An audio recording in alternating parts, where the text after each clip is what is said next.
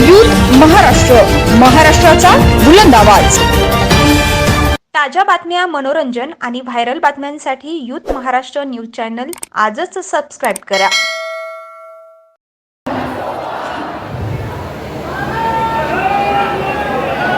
भारत माता की, भारत माता की, छत्रपती शिवाजी महाराज की, धर्मवीर छत्रपती संभाजी महाराज की, जय श्रीराम, जय जय श्रीराम। हिंदवी स्वराज्याचे सरसंस्थापक छत्रपती शिवरायांना मानाचा मुजरा करतो। भारतीय राज्यघटनेचे शिल्पकार भारतरत्न डॉक्टर बाबासाहेब आंबेडकर यांना मानवंदना अर्पित करतो। त्याचप्रमाणे महाराष्ट्र भूषण नानासाहेब धर्माधिकारी आणि अप्पासाहेब धर्माधिकारी यांनाही या ठिकाणी वंदन करतो। आणि आजच्या या अतिविशाल सभेमध्ये आपल्यामध्ये उपस्थित असलेले या रायगड जिल्ह्यातील खऱ्या अर्थानं लोकनेते म्हणून आपण ज्यांना ओळखतो ते आदरणीय माजी खासदार रामशेठ ठाकूरजी,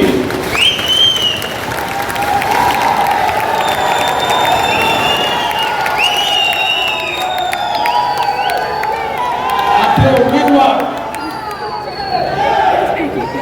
आणि जे पनवेल मतदारसंघाच्या बूस्टर डोसमुळे रेकॉर्ड मताने तिसऱ्यांदा लोकसभेमध्ये जाणार आहे यशवंतप्पा डांगे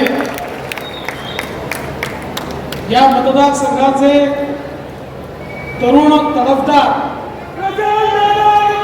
आणि कार्यसम्राट आमदार प्रशांत ठाकूरजी,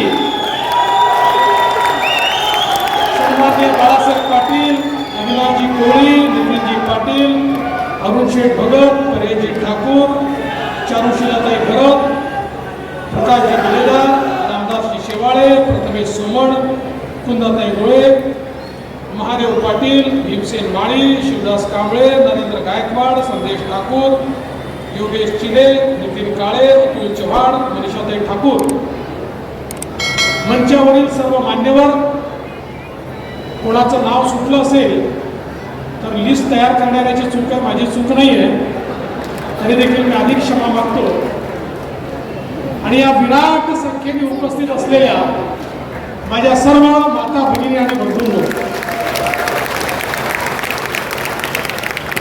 तुमची संख्या पाहिल्यानंतर माझ्या मनात कुठली शंका उरलेली नाही की यावेळेस बारणे साहेबांकरता पिंपरी चिंचवडचा रेकॉर्ड पनवेल तोडणार आहे। आमच्या प्रशांत दादांनी ठरवलंच आहे की सर्वात जास्त लीड हा प्रशांत दादा या मतदारसंघातून देणार आहे।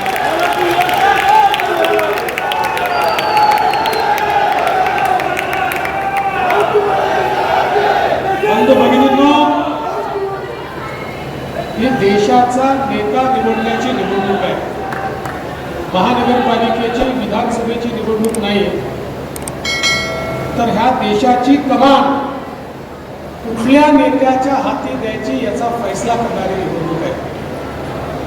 कोणाच्या हातामध्ये हा देश सुरक्षित राहू शकतो, कोण या देशाला विकसित करू शकतो आणि कोण सामान्य माणसाच्या आशा आकांक्षा आणि अपेक्षा पूर्ण करू शकतो, अशा प्रकारचा नेता आपल्याला निवडायचा आहे। आणि हा नेता निवडत असताना दोनच पर्याय आपल्या जवळ आहेत। पहिला पर्याय, अखिल विश्वामध्ये सर्वाधिक लोकप्रिय असलेले आपले विकास पुरुष माननीय नरेंद्र मोदीजी, आणि मोदीजींच्या नेतृत्वात आपली महायुती, ज्यामध्ये एकनाथराव शिंदेजींच्या नेतृत्वातली शिवसेना आहे, अजितदादांच्या नेतृत्वातली राष्ट्रवादी काँग्रेस आहे, राज ठाकरेंची मनसे आहे, आठवले साहेबांची त्या ठिकाणी रिपब्लिकन पार्टी आहे, पिरिपा आहे, रासपा आहे, जनसुराज्य आहे, अशी वेगवेगळ्या पक्षांचे मिळून मोदीजींच्या नेतृत्वातली आपली युती एकीकडे आहे आणि दुसरीकडे कोण आहे? राहुल गांधी. राहुल गांधींच्या नेतृत्वामध्ये 24 पक्षांची खिचडी. आता सवाल आपल्या समोर आहे, 2 आघाड्या तयार झाल्या आहेत, 2 ध्रुव तयार झाले आहेत, 2 नेते आम्हाला समोर आहे. कोणाच्या तरी एकाच्या हातामध्ये या ठिकाणी आपला देश द्यायचा आहे. बंधू भगिनींनो, मोदीजींच्या नेतृत्वातली आपली महायुती कशी आहे? ही विकासाची गाडी आहे, विकासाची मेट्रो आहे. याचं इंजिन नरेंद्र मोदीजी आहे आणि बाकी सगळे पक्ष जे आहेत ते पक्ष बोगीच्या रूपानं या इंजिन सोबत धावतायत.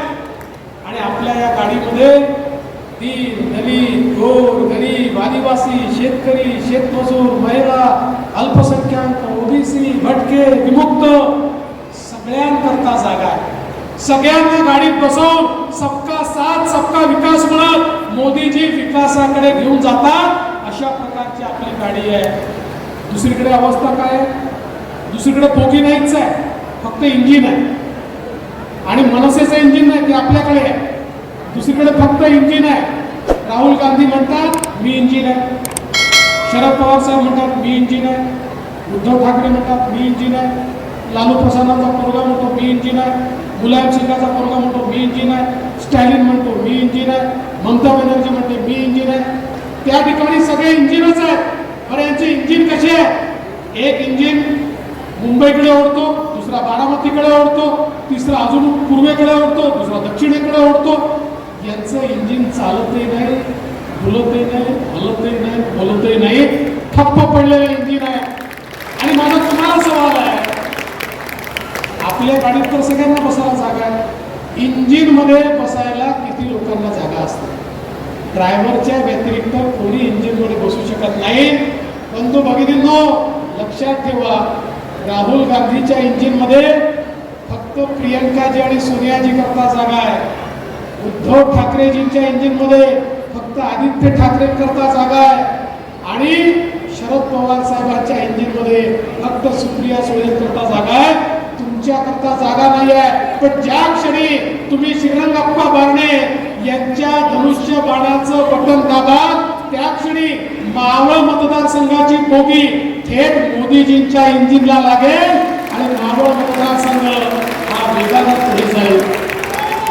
आज आपण पाहतोय, आपण गेले 10 वर्ष आप्पांना या ठिकाणी निवडून दिलं आणि सातत्याने आपल्या सुखदुःखामध्ये श्रीरंगप्पा बारणे आपल्या सोबत राहिले. आणि बंधू भगिनींना, आपण एक गोष्ट अजून लक्षात घेतली पाहिजे की गेल्या 10 वर्षामध्ये देशाचे प्रधानमंत्री माननीय मोदीजींनी ज्या प्रकारे हा देश बदलला, आज जगातले अर्थशास्त्री या ठिकाणी आश्चर्य करतायत हे विकासाचं मोदी मॉडेल काय आहे. 10 वर्षामध्ये देशामध्ये 25 कोटी लोकांना मोदीजींनी गरिबीच्या बाहेर काढले. जग म्हणतात कसं शक्य झालं? जगातले अर्थशास्त्री येत आहेत, ते मोदी मॉडेल तपासतायत आणि हे करण्याकरता मोदीजींनी 20 कोटी लोक जे झोपडीत राहायचे त्यांना पक्क घर दिलं. 50 कोटी लोक ज्यांच्याकडे चूल होती त्यांच्याकडे गॅस दिला. 55 कोटी लोक ज्यांच्या घरी शौचालय नव्हतं त्यांच्या घरी शौचालय दिलं. 60 कोटी लोक 70 वर्षानंतर देखील आमच्या आया बहिणी घागर घेऊन नळावर जायच्या, नदीवर जायच्या, विहिरीवर जायच्या. 60-70 वर्षानंतर या 60 कोटी लोकांच्या घरी शुद्ध नळाचं पाणी पोहोचवण्याचं काम हे मोदीजींनी या ठिकाणी केलं. समाजातल्या प्रत्येक घटकाला मदत करण्याचं काम मोदीजींनी केलं. आपल्याला मला सांगितलं पाहिजे, आमच्या तरुणाईला मुद्रासारखी योजना मोदीजींनी दिली. मुद्रा योजनेच्या अंतर्गत 10 लाखापर्यंतचं लोन विना तारण आणि विना गॅरेंटरचं देण्याचा निर्णय मोदीजींनी घेतला. एक काळ होता आपले तरुणाई बँकेत जायची तर बँक विचारायची तुमच्याकडे तारण ठेवायला जमीन जुमला आहे का, किंवा कोणी सरकारी अधिकारी तुमचा नातेवाईक आहे का, त्याची गॅरंटी आणा तर तुम्हाला कर्ज मिळेल. मोदीजींनी त्या ठिकाणी सांगितलं या सगळ्या लोकांची गॅरंटी मी घेतो आणि देशामध्ये 61 कोटी लोकांना 10 लाखापर्यंतचं कर्ज हे बिना गॅरंटीचा आणि बिना तारण मिळालं. आणि एवढ्या मोठ्या संख्येने माता भगिनी उपस्थित आहेत. याच्यामध्ये 31 कोटी महिला आहेत की ज्यांना हे कर्ज मिळालेलं आहे, जे आपल्या पायावर उभा राहिल्या आहेत. एवढंच नाही, 80 लाख बचत गट तयार केली, त्याला 8 लाख कोटी रुपये मोदीजींनी दिले आणि त्या बचत गटाच्या माध्यमातून 10 कोटी महिलांना काम हे मोदीजींनी दिलं. त्यातल्या 3 कोटी महिलांना आता मोदीजी लखपती बनवतात. 1 कोटी महिला बनलेल्या आहेत आणि हळूहळू 10 कोटी महिलांना लखपती बनवण्याचा निर्णय या देशामध्ये मोदीजींनी घेतला. कारण मोदीजी हे म्हणतात एक पुरुष हा आपल्या पायावर उभा राहिला, फक्त पुरुष पायावर उभा राहतो, पण जेव्हा एक महिला पायावर उभी राहते त्यास पूर्ण कुटुंब आपल्या पायावर उभं राहतं. आणि म्हणून देशाच्या मुख्यधारेमध्ये महिलांना आणण्याकरता मोदीजींनी सर्वाधिक प्रयत्न केले. आणि आता तर आमच्या मंचावर कमी महिला दिसत आहेत, पण 2026 नंतर अर्धा मंच महिलांकरता रिकामा करून द्यायचा आहे. कारण मोदीजींनी सांगितलं आहे आता 33% आमदार या महिला असतील आणि 33% खासदार या देखील महिला असतील. महिलांचा विचार करणारा कोणी जर नेता या देशात असेल तर ते नरेंद्र मोदीजी आहेत. आज मोदीजींनी अनुसूचित जातीच्या आमच्या तरुणाईला स्टँडअप मधनं देशभरामध्ये उद्योजक तयार केले. आमच्या आदिवासी समाजाकरता 24,000 कोटी रुपयाची योजना आणली. पहिल्यांदा देशामध्ये 12 बलुतेदारांचा विचार करणारा कोणी प्रधानमंत्री असेल तर ते मोदीजी आहेत. मोदीजींनी गाववाड्याचं काम करणारे 12 बलुतेदार आणि पारंपरिक व्यावसायिक यांच्याकरता 14,000 कोटी रुपयाची योजना आणली आणि त्या योजनेच्या माध्यमातून आज त्यांना आर्थिक पुरवठा असेल, आधुनिकीकरण असेल, नवीन तंत्रज्ञान असेल, त्यांच्या पुढच्या पिढ्यांना तो व्यवसाय देण्याचा विषय असेल किंवा जो व्यवसाय लोकल आहे त्याला ग्लोबल करायचं असेल, अशा प्रकारची योजना आज या ठिकाणी माननीय मोदीजींच्या माध्यमातून आली. आणि या ठिकाणी विश्वकर्मा योजनेतनं 12 बलुतेदारांचा देखील फायदा मोदीजींनी केला.